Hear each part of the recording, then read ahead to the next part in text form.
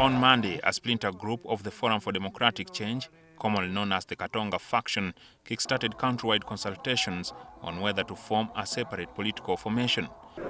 If the proposal, the dominant one, is formation of a new party, then we will embark on formation of a new party. The idea for the creation of a breakaway party was unanimously supported at first consultative meeting in Chireka, Kira Division.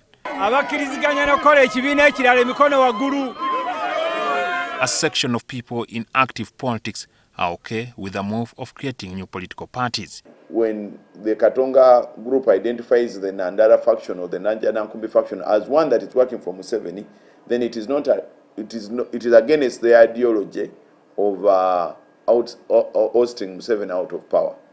So what they have to do is to come up with a new party. When the differences are so major and they cannot be overcome, this normally at times leads to some groups within the party moving away and forming new parties. However, political scholars deem it a mistake to create new political formations in a field saturated with 26 political parties, of which only 6 have representation in parliament. They argue that consultative process spearheaded by the FDC Katonga faction, which could ultimately end up with a new political party, reflects selfishness. All political parties that we do have at the moment take it for granted that every leader of the party is the presidential candidate of the party. Once one misses that, he's not elected to be the president of the party.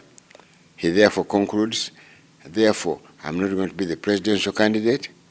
The only way I can do it is to start a division of my own. If you come up with actually new party, people will not rule out that these people were selfish. They had their personal interest. They want position of leadership. They blame the manner in which the political parties are formed for their lack of a proper ideology. Political parties in this country are not built on strong pillars because simple misunderstanding among the members of a particular political party makes them to think of splitting and forming a new political party.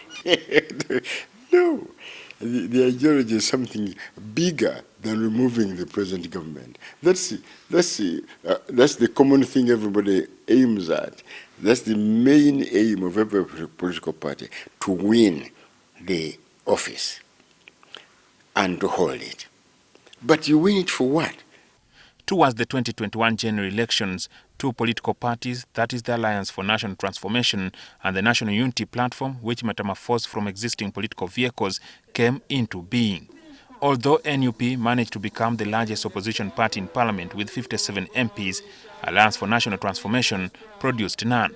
The observers say that a new party could meet similar fate. If their consultation come up with the recommendation that they form a political party, it is not going to have a very big impact. It will not. Because look at, remember when General Mugisha Muntu was articulate when he was trying to form his party. He had some time, but what was the performance? Time is very, very important here. You're just weakening again. The more parties that field candidates, the more the remaining party you're arguing with succeeds. Now, that I think is common knowledge. If you have one party in office and has a candidate, one candidate, and you get 10 other parties, each with a candidate, there's no candidate that will get out without some support. The 2 political scholars disagree with the Katonga faction of FDC, which insists that the issues that annoyed them are irreconcilable to result into a splinter party. If that can be a reason good enough to cause such a huge divide in the party, how will the party be able to negotiate matters which are even more complex than that?